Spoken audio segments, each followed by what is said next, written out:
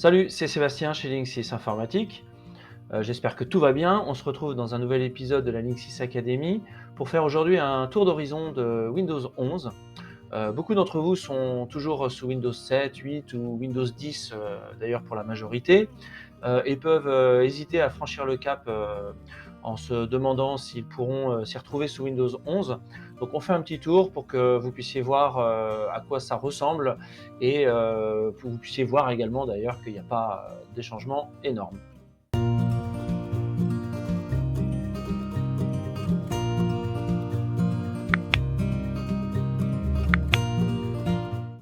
Alors c'est parti, nous voici donc devant Windows 11.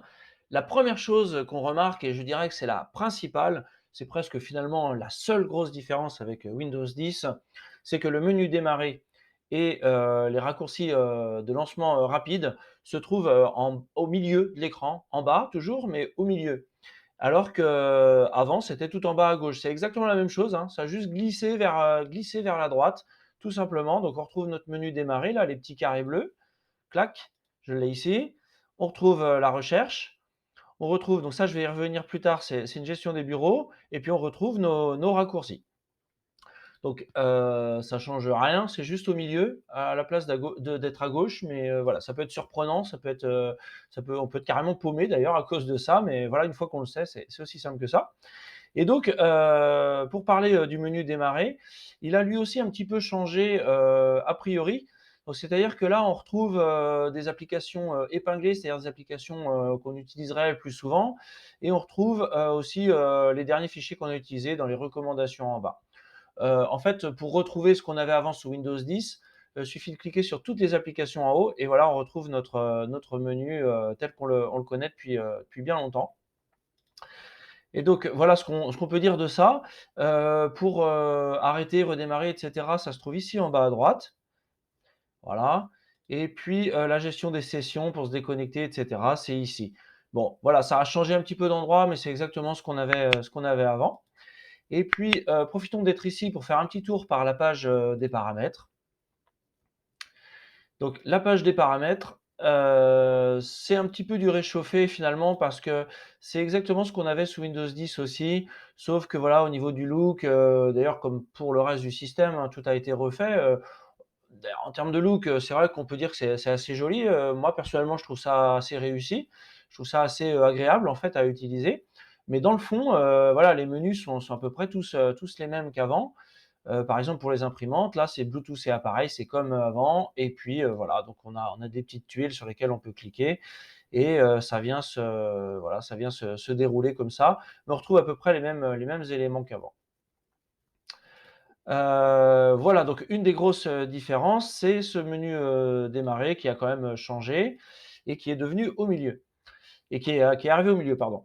Donc on retrouve aussi, ça c'est quand même assez intéressant, ça c'est issu, ça fait très longtemps que ça existe sous Linux ou sur Mac. C'est la possibilité d'utiliser plusieurs bureaux. Donc je m'explique. Ça me permet par exemple d'avoir, sur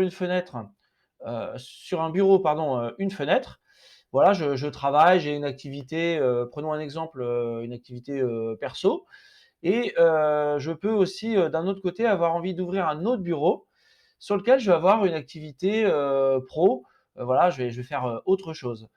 Et donc, ça va me permettre en fait d'avoir plusieurs espaces de travail qui va me permettre de séparer, des activités.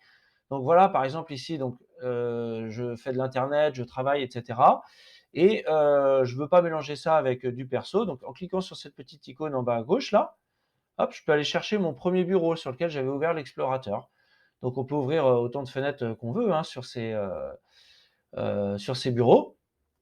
Ce sont des bureaux normaux, sauf qu'il y en a plusieurs, quoi.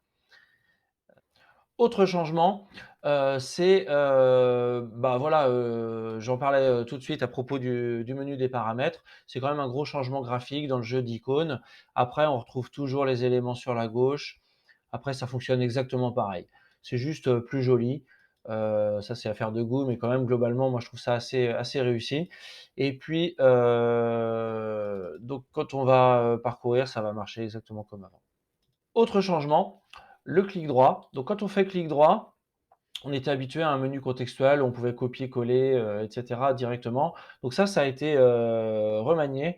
Moi, j'aurais envie de dire que ça a été réchauffé parce qu'en fait, si on fait afficher plus d'options, bah, on retrouve notre menu, d'avant, le même, quoi. Bon, c'est toujours pareil, Windows change pas, enfin Microsoft ne change pas Windows,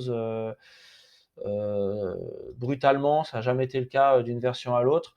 Mais, souvent, voilà, Microsoft utilise des petits subterfuges pour faire du neuf avec du vieux. Alors voilà pour ce tour de découverte de Windows 11. Comme on l'a vu ensemble, pas de gros changements, surtout de l'esthétique, le menu démarrer qui se trouve au milieu et des menus, en clic droit ou, de paramètres qui ont été, un petit peu, relookés, mais rien de fou. Eh bien, si tu as des questions, je t'invite à les poser en commentaire. Je me ferai un plaisir d'y répondre. Tu peux me suggérer des sujets de vidéos si tu as des sujets, que tu aimerais voir traités en priorité et puis, je te dis à bientôt.